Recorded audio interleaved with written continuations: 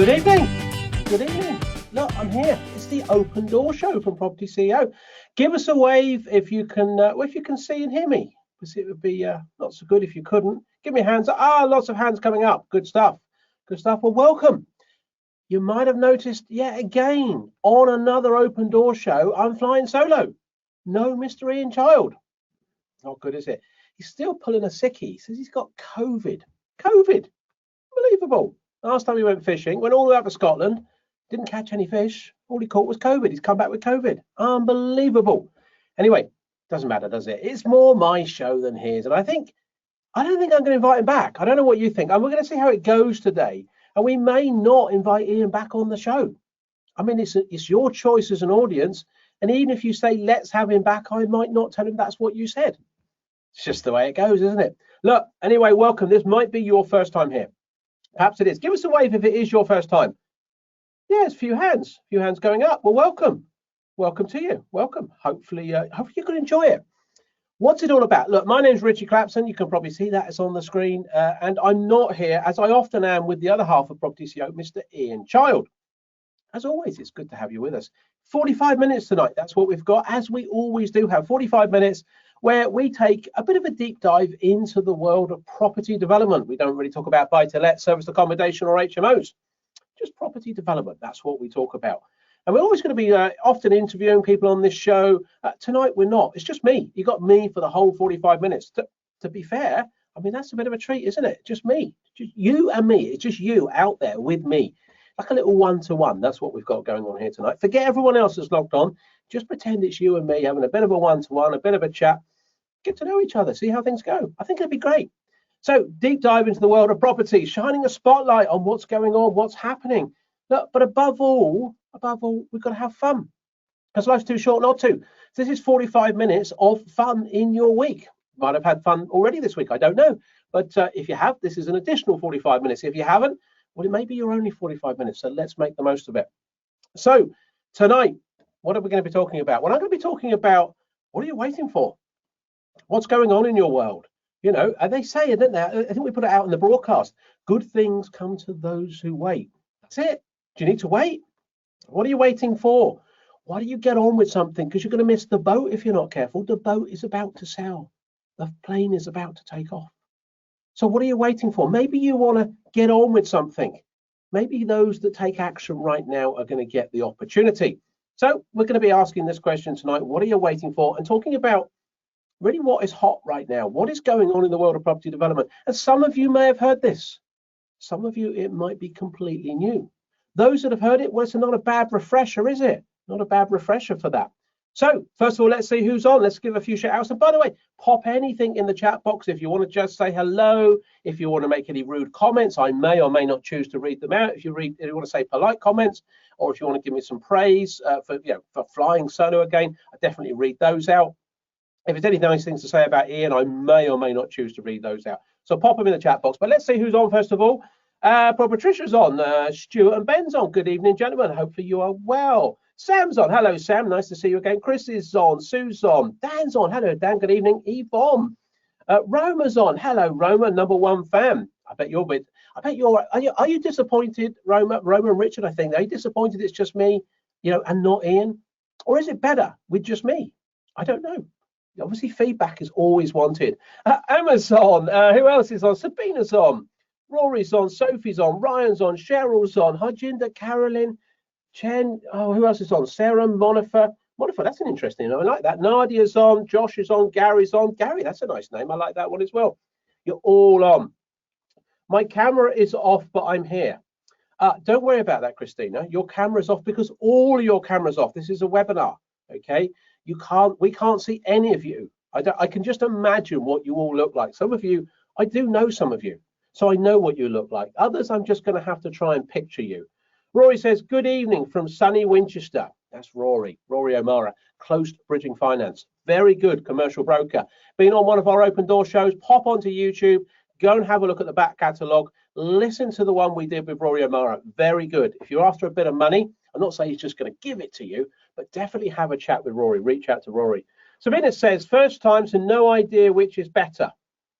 Sabina, I'll let you into a secret. Much better just with me.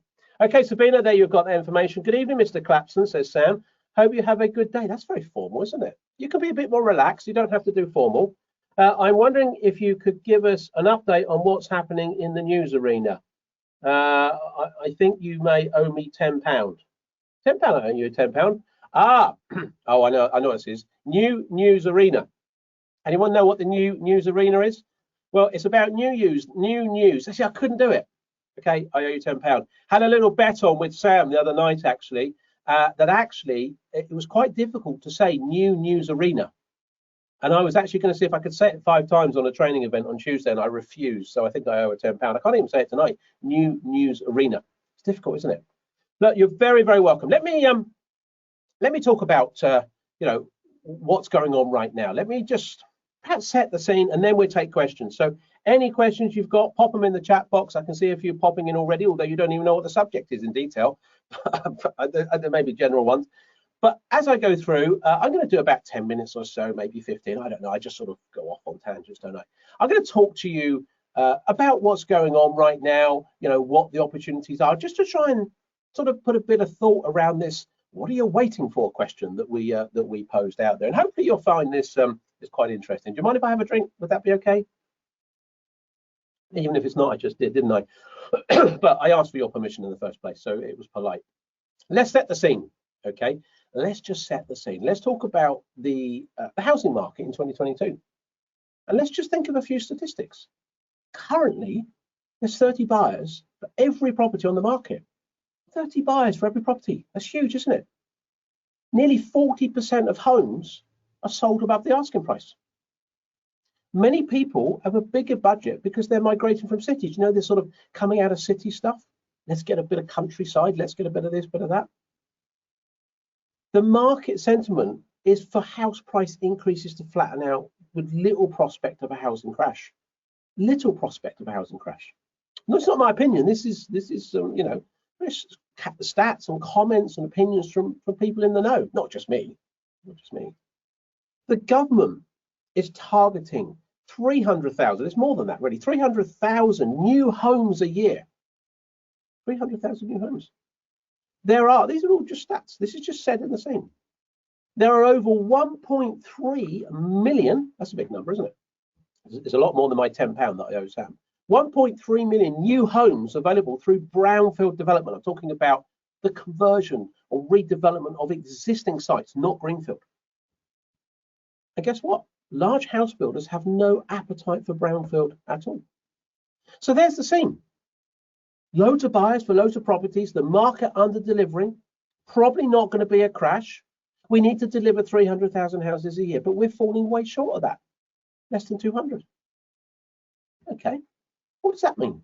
What does that mean in terms of what are you waiting for? I'm just trying to set the scene. But of course, as many people say, yes, but it's a difficult world, isn't it? It's a world of uncertainty. Well, it is, isn't it? Let's just have a look and let's just chat around, just you and me. Obviously, it's just a one-to-one tonight. The war in Ukraine, that's a bit uncertain, isn't it? I mean, it's devastating, but what impact will that have on inflation?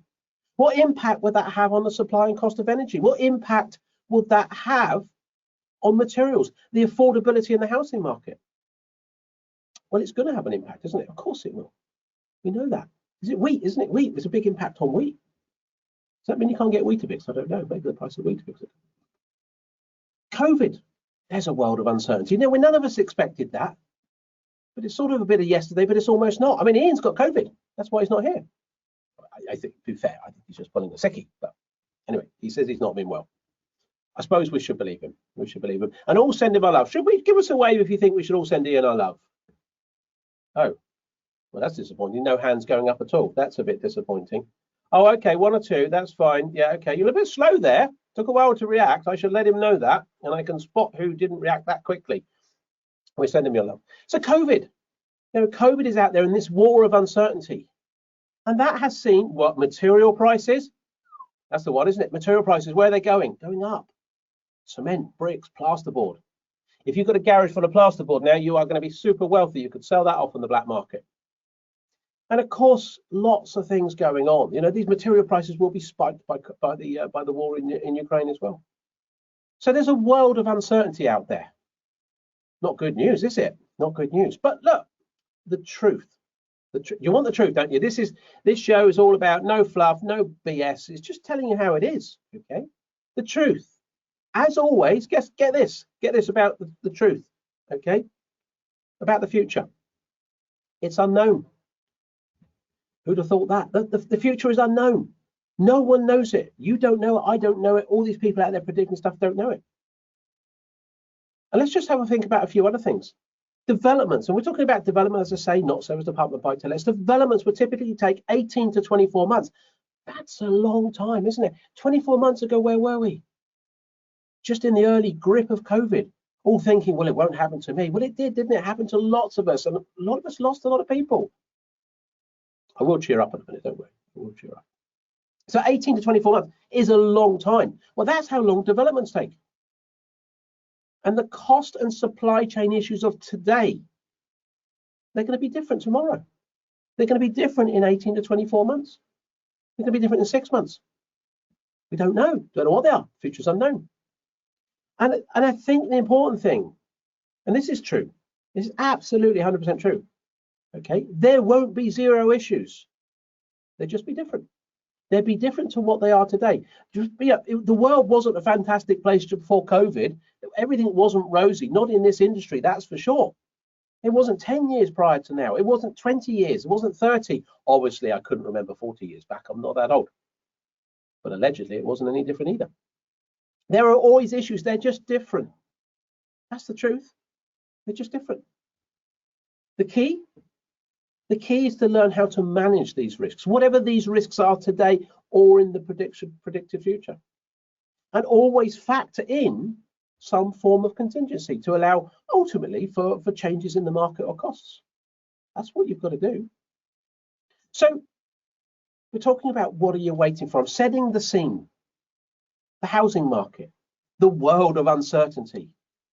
The future's unknown and how long developments take. And there's always risks.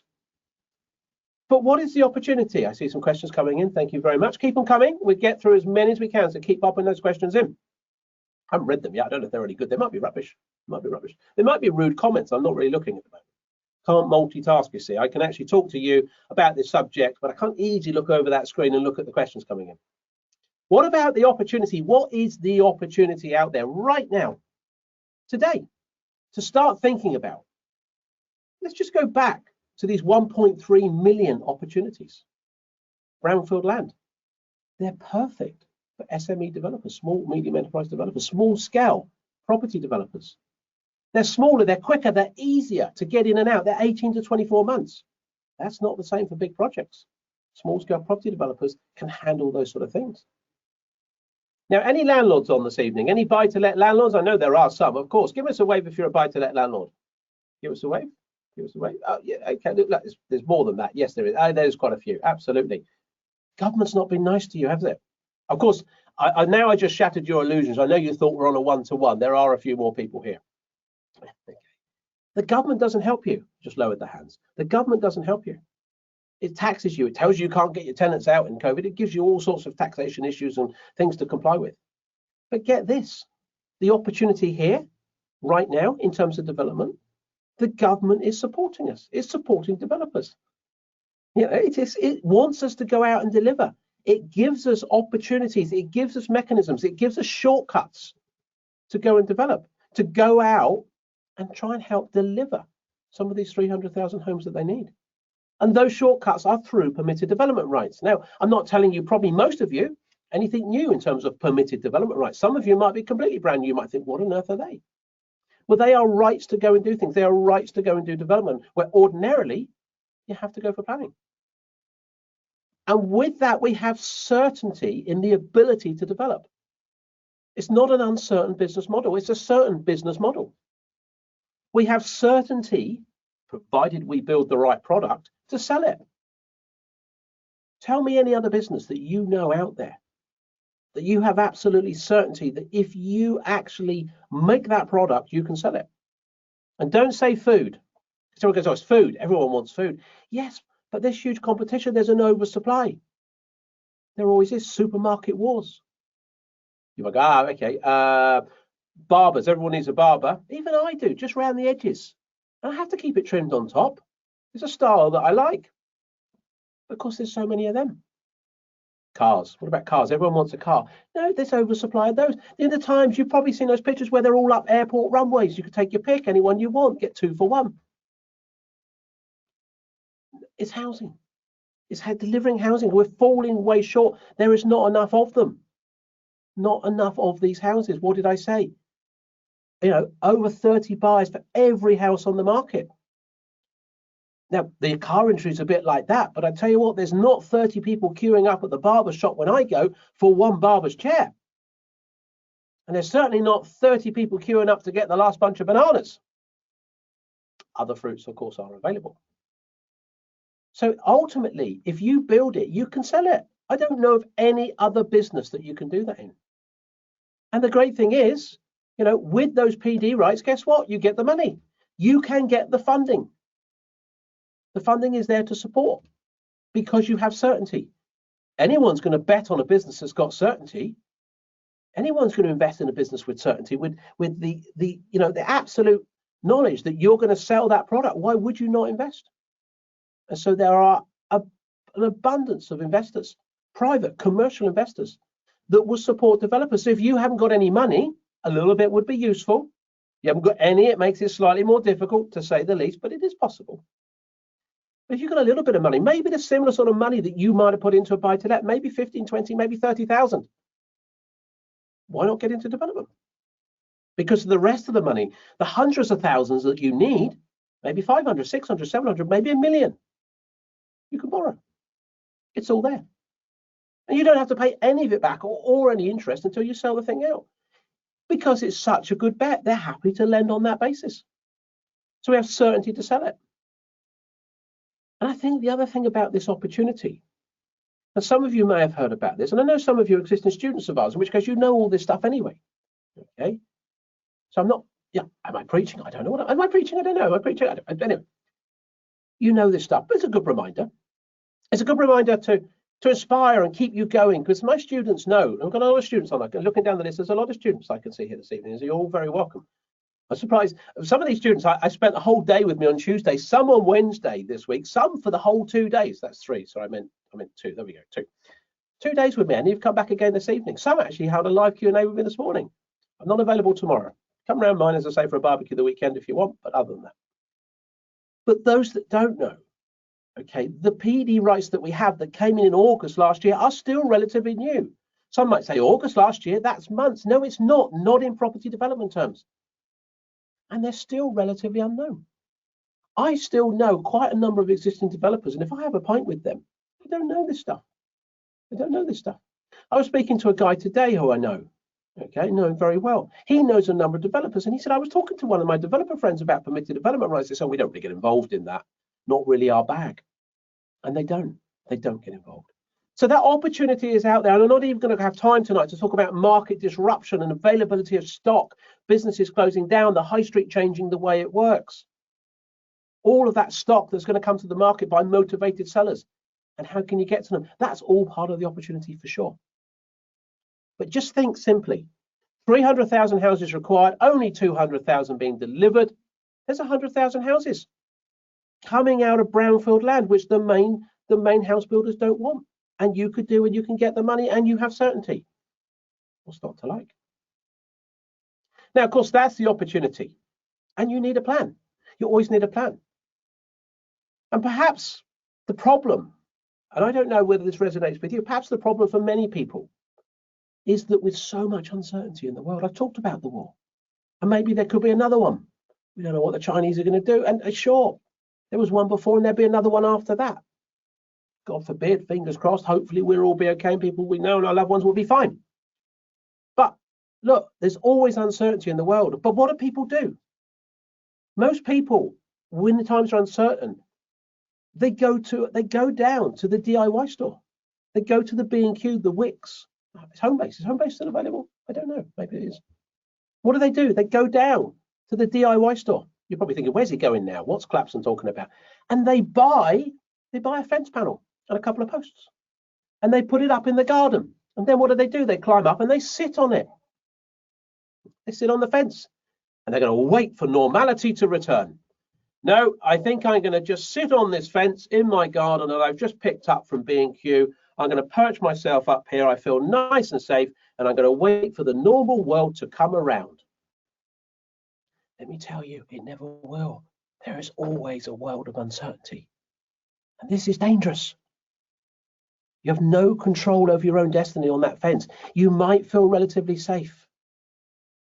And at the end of the day, you know, all of us, none of us really, unfortunately, as sad as it is, we're going to have very little influence over global events. Some of us maybe. And the impact that has on us economically. So we have to take control. We have to get off of that fence. I'm going to suggest get off of the fence. Don't even buy the fence in the first place. And create your own solution. Okay? Because without a plan, life in 5 to 10 years will be the same. It'll be exactly the same. But where is it now? Is it good? Those that are perhaps here for the first time this evening. Those that have spent, you know, quite a few times coming to see us. Those students of ours that are on here, hoping to talk about a bit of inspiration, because you're already on this journey. You've already got a plan B. And you know it's tough. Our students know this is tough. I was listening to a couple of testimonials today and they went, my word, this course is difficult. Yes, it is. But it's never going to be easy to go and make 6-figure sums of money part-time, is it? Entirely possible, but not easy. Not easy. But you need that plan B. If you're sat here tonight thinking, well, okay, I have thought of the fence idea, but I do need some money, but I'm not sure, it's a difficult world out there. I might just get myself a fence the weekend. Don't. Whether it's property, whether it's development, I don't mind.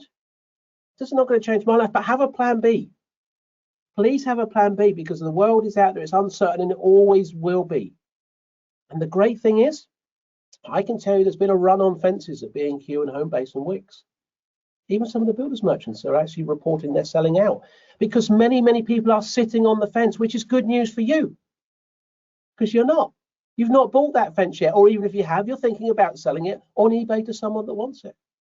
So don't get on that fence. Whatever you do, don't get on that fence and sit there and wait for the world to come to you. Go and get it. Go and grab it. Have a plan. So what is your plan? There we go. What do you think of that? Was that useful? Was that interesting? I was just talking about opportunity and what's going on in the world. Shall we answer a few questions? I don't know if you would. No one's tuned off. Look, most people are still here. I don't think anyone tuned off then. That's not bad. Give us a wave if that was interesting, if that was useful, if that was thought-provoking. Yeah, there's quite a few waves going up. I thought I only get 2. Yeah, when I do these shows myself, I can do what I want. You see, I haven't got Ian to worry about. He does the news, doesn't he? Gets some paper and shuffles that. He'll be back next one. He can shuffle that. You get a bit of news out of him. Let me pick up some questions. So let's see what's in the chat box. I hope they're not rude comments, because I sort of got to do this a bit on the hoof when I'm on my own. Let's have a look. Hello, Richie. I was supposed to be in hospital, but it got cancelled, so I'm here instead. Yvonne. Oh, that's good then. It's good. You don't want to be in a hospital. You want to be with us, Yvonne. And that's a much better place to be. Imagine if you were in hospital, sat in a hospital bed, eating grapes. Much nicer place to be. Not a question there. First time here, no idea. Okay, that was Sabine. I read that one out just now. Sam, what does Sam say? She says, I read that one out. I've gone up too high. Let's have a look. Sabina, I am a property consultant and cannot find properties for my clients that do not want new build. Okay, Sabina's trying to find properties for her clients. And Sabina, maybe you want to put a clarification here. Are you saying that you're finding it difficult to find stock to put your clients in, which is contrary to what I said about stock coming available? If that is the case, put that in the chat box and I'll come back to that. Deirdre says, are these permitted development rights applicable in Scotland? No, nor Wales, nor Ireland. You don't have them there. But don't fear. What would you do? Let's just have a think about it. I'm assuming, Deirdre, you're in Scotland. Okay, you're in Scotland. I'm assuming you're up there. I don't know where you are, Edinburgh, Glasgow, wherever. Dundee, who knows? So you're in Scotland. So what do? Well, you do what a number of our students are doing. I would say develop south of the border and take your money back. Obviously, if you're in Wales, come over the border, over the bridge and go back again. And the reason I was saying that is because, yes, you can develop in Scotland, but of course, Aberdeenshire, very nice. So you can, okay, you can, of course, develop in Scotland, and you have to go for planning. But that's where the certainty is not. That's where you're going to be more difficult to get funding. That's where you've got to shed out money to go through the planning system. And if it's as difficult in Scotland as it is in England, you're in trouble. So just think of this, Deirdre. What about developing south of the border?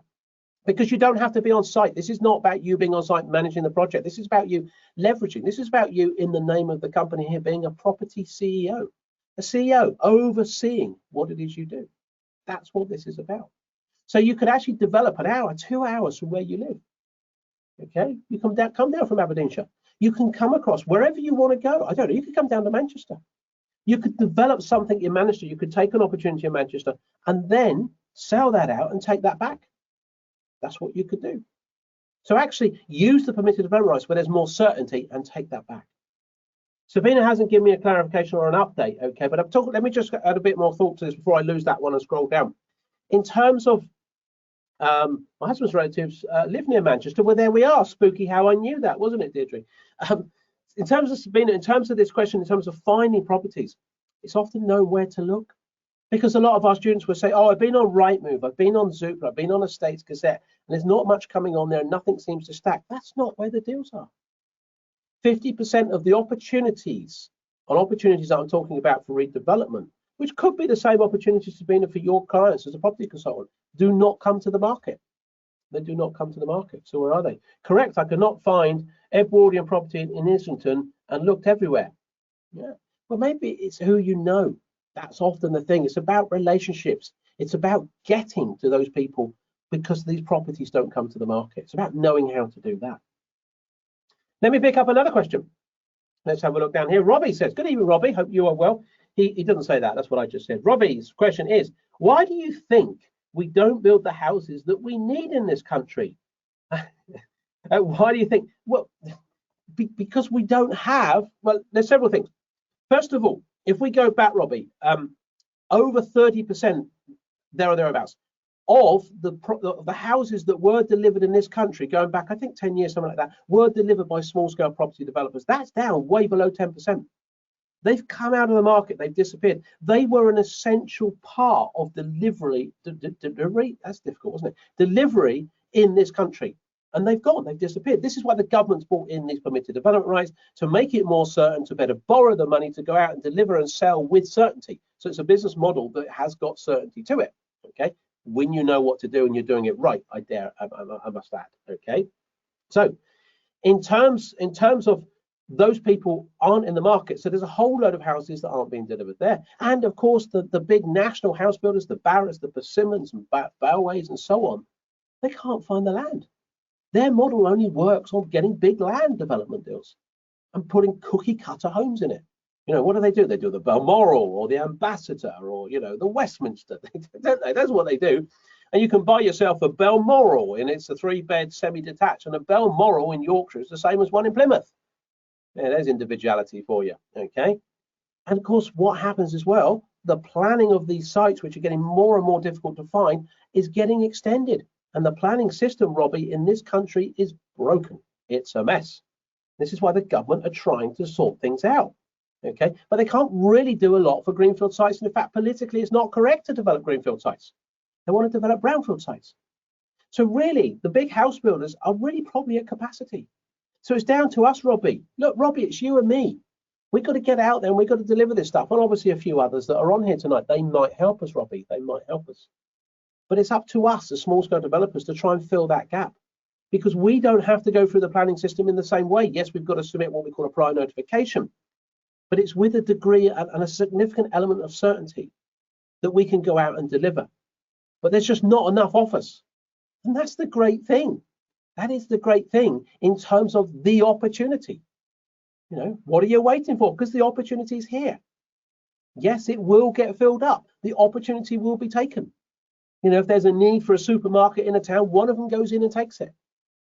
There's a lot of capacity in the market still. But if you sit around for 3 or 4 years, oh, let's wait for the world to get a bit better. It won't be. But there's a huge amount of capacity, a huge amount. Does that help, Robbie? Hopefully I've answered that question. I think that's a little thumbs up Robbie's just sent me. That can't be bad. A little thumbs up. I like that. Okay, Mark says, good evening, Mark. He said, do you think that the large house builders will start getting into PD because it's so relatively straightforward? I think that's come in for just have answered Robbie. So I sort of answered that one, Mark, is no. They won't, because they do cookie cutter models. You can't put a Balmoral in an old shop. You can't put a Balmoral in an old warehouse. It doesn't work, okay?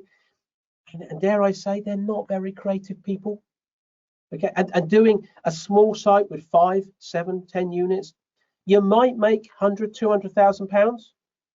Now, Mark, is 200,000 pounds a lot of money for you? Would that change your life, Mark? Maybe if you did one of those every year, every 2 years, would that change your life? I guess it would. Is 200,000 pounds a lot of money for Barrett's? It's nothing. It's a pinprick. It's a drop in the ocean. And they probably spend as much time looking at that as they would for a 200 million profit. They just don't get involved. Their business is not set up for it. It doesn't work for it. Okay? It just doesn't work. Yeah, it doesn't work for, I don't know, Sainsbury's. It doesn't work for Sainsbury's or Waitrose to make handmade sandwiches at lunchtime. But your local little individual, coffee shop will do that. It's a different business model. Hopefully that helps. Hopefully that helps. Jen says, good evening, Richie. I am due to remortgage. Would I do remortgage? Would I do it with a commercial lender? Confused. We always get confused, don't we, Jen? Because I can't buy to let mortgage for commercial development. Just trying to understand what you're doing here, Jen. If you're saying you're due to remortgage, are you remortgaging a residential property? If you're remortgaging a residential property, then if you're doing that, I don't know if you're going to live in it. If you're going to live in it, then just remortgage it. Okay, remortgage it, and then of course you could. That obviously, presumably, you've got the income to justify that remortgage, which there was. You can release some cash. If you've then got that cash, then if you want to get onto a property journey, maybe it's development, Jen, I don't know. Then of course you can invest that into that. If it's a commercial property, then of course you might want to get a commercial, obviously you will get a commercial mortgage on that, and on the same basis you might better release some money, but of course you've got to make sure you've got affordability. So if you've got tenants in there, you can do it. If it's your residential property and you want to actually turn it into a buy-to-let, then of course you can do that. You can put a buy-to-let mortgage in it, but of course you can't live in it because you've got it as a buy-to-let. So it really depends what you're doing in terms of that mortgageability. So I can't easily answer that. Yes, development. Yes, she wants to get into development. Okay. So if it's remortgaging residential, so okay, thank you, Jen. All the little comments are popping in, and of course I'm trying to read that in amongst other stuff, but I'm doing okay, aren't I, on my own here this evening? So what I would say, Jen, that is probably are you staying in the property or are you leaving, Jen? Just put a yes if you're staying. It's like a sort of hand to mouth, this stuff, isn't it? Staying. Okay, well you probably can't do a buy-to-let, so it's probably just a remortgage based on whatever income you've got. You might better get around a buy-to-let. Not my expertise, but I would reach out to a good mortgage broker, talk to 2 or 3, and see what you can do in terms of releasing that capital. But then, of course, you could get that into development. Hopefully that helps. Hopefully that helps. Jen, there's a comment here. Jen, reach out to this gentleman. He might be able to help you, and they might give you a steer. Rory O'Mara, Close Bridging Finance, as I said, go back onto Open Door, look at the previous shows. His details are on it. He's just put in the chat box. Possible second charge capital raise. Thank you, Rory, for that. There we go, Jen. Reach out to Rory. He might better help you. He might not. I don't know. Ben says, where's Ben's comments? Sorry, other things are coming in all the time here. I'm never going to get through all these, but keep putting them in because I just want to pick out some good ones. Hi, Richie. As a new developer, how can we compete with an experienced developer when it comes to getting a potential deal from a commercial agent? Good question. Good question. Well, first of all, don't get hoodwinked, Ben, by experienced developers. Okay, I was showing some of our students the other day an experienced developer's website, or so it would seem. Okay, relatively local, on the south coast, and I can tell you for some inside knowledge, and I'm not going to say who it is for obvious reasons, that they don't make much money. And I can tell you they only look at land development and they don't know about permitted development rights, because they went to me, what's that? What? You can make 20% profit on gross development value?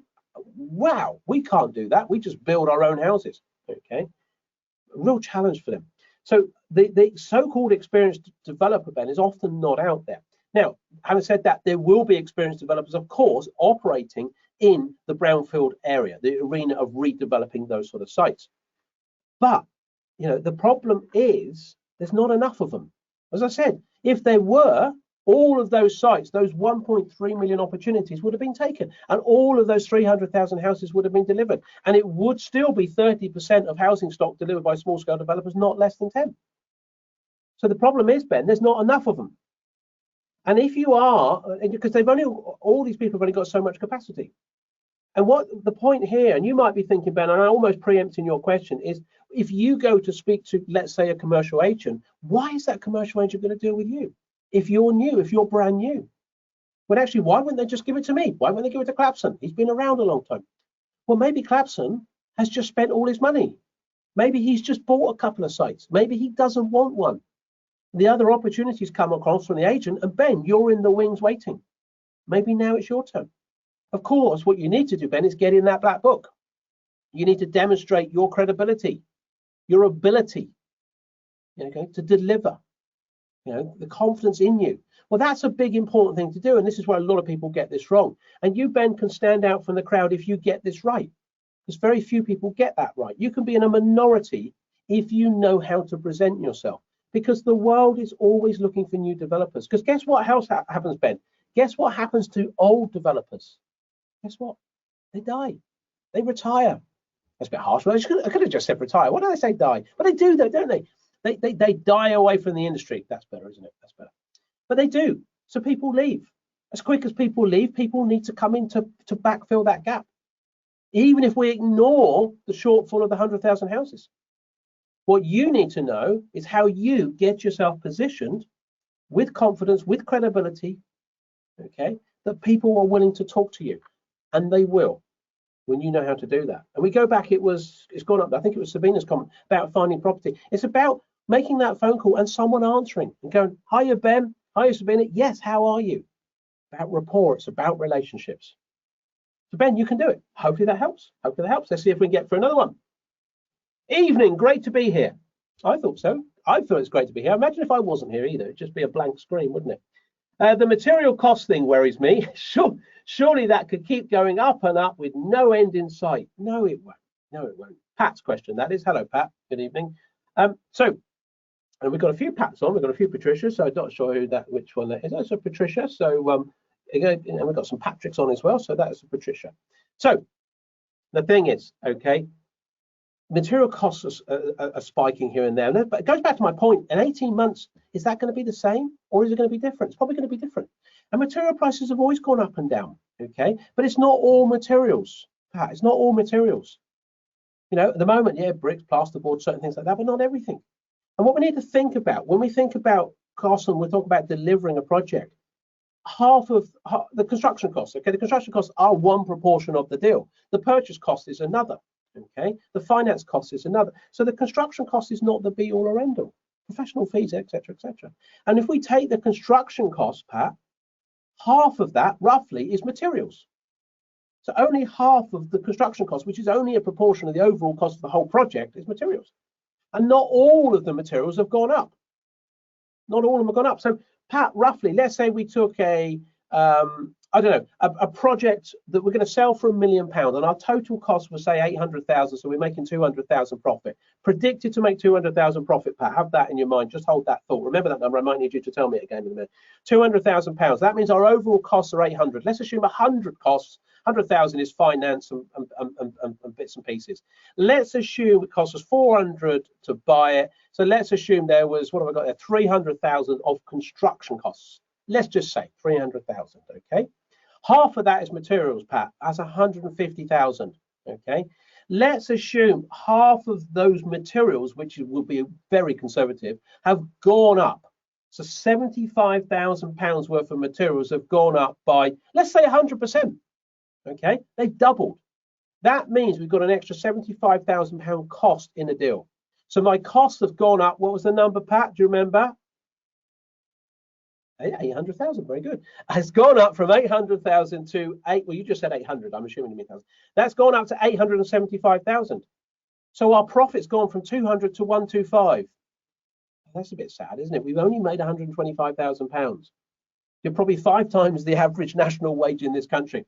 Would you be disappointed with 125,000 when you were going to make 200? Maybe, but it's not a bad downside, is it?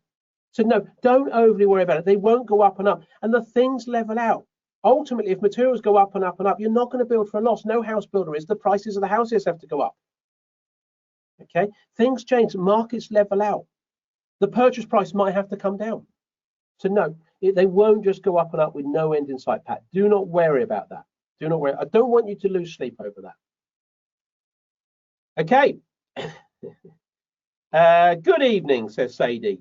Good evening, Sadie. I have heard that at the moment, lending is really difficult to get. What's your view on this? So my view is that that's wrong. There we go. Oh, look, Rory's on tonight. So Rory, Close Bridge and Finance. I keep giving him, plugs here this evening. So he owes me a couple of beers, doesn't he? Rory put in the chat box, and he's going to tell me yes or no whether it's difficult to get finance, but it's not. Sadie, it's not. Yes, difficult if you don't know what you're doing. You're not going to rock up to someone like Rory or other funders are available. You know, not as nice as Rory, of course, but other funders are out there. But of course, you know, they're not just going to give money to anyone. You need to demonstrate you know what you're doing. You need to demonstrate you've got a team around. You need to demonstrate your ability and confidence to deliver with a good deal, in which case they will. In which case they will lend you that money. Okay. Rory said, yes, you can get finance. It depends. There you are. So it depends. So Sadie, yes, you can get it. It's out there. You've just got to know how to get it. You've just got to know how to get it. Okay, and got to get a good deal. It's all about the deal. So no, finance is not difficult to get. Helen says, let's see. We always finish at 1:45, so let's see if I can get another one in quickly. Helen's question here. She says, how can you work out what the next big demand will be in property? Okay, look, to be fair, Helen, there's lots of demands. There's lots of demands right now. The biggest demand is the supply, the lack of supply of residential property. In what I'm going to tell you, Helen, is the need market. Okay, write this down, Helen. No one else write this down. This is just for Helen. Okay, this is my one-to-one with Helen. So the rest of you just behave. So basically, here the need market, Helen, is 1, 2, 3 bed houses. This is my opinion. This is not some other fancy guru's idea. This is just my idea. I've always believed this. 1, 2, 3 bed houses. Why is that the need market? Because that's all we need. The average family in this country can live in a 3-bed house. Even if we've got 4 kids, they can bunk up. We've got 6 kids. We can put 3 in each. You know, it doesn't matter. We can work that out. The 4-bed houses, they're nice to have. The 5 beds are definitely nice to have. Those are things that we buy when things are good. But of course, when things are tough and the world's a little bit uncertain, a lot of those purchasers, they've all bought fences. They're all sitting on those fences from the B&Q and the Wicks and so on. In which case, they're not going to, what are they? Oh, let's not move to the 4-bed yet. Let's stay here. It works for us. Because quite often when you move from a 3 to a 4-bed, the sort of kitchen and the lounge aren't significantly bigger. It's just the extra bedroom you're often getting. 1, 2, 3-bed properties is the need market. That's where the big demand has been for a long, long time. It obviously depends, and it's dictated in your area. And it's all about demographics. There's a lot more to it. So don't just go out, oh, Richie told me this and I'm doing it, but it didn't work.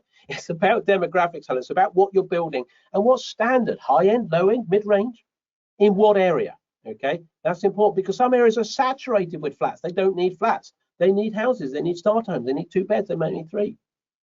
To get my point, it's about understanding what you need, let alone the demand in the commercial sector.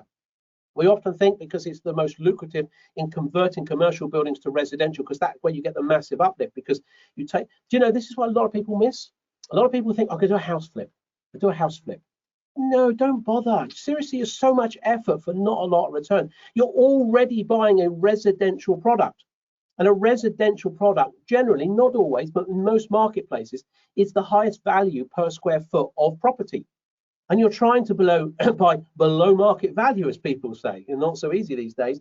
And you're trying to find a doer-upper, and then you're going to take it and do it up, and of course you're going to raise that price. But you know, it's not a lot. It's not much at all because it's still residential. You're going from the low end, slightly run down, to high end. You know, for whatever it is in your area. Think about a commercial building. Think about an industrial unit. Okay, Helen, think about an industrial unit that's got nothing in it. Metal walls and roofs and stuff. No insulation, just a concrete floor.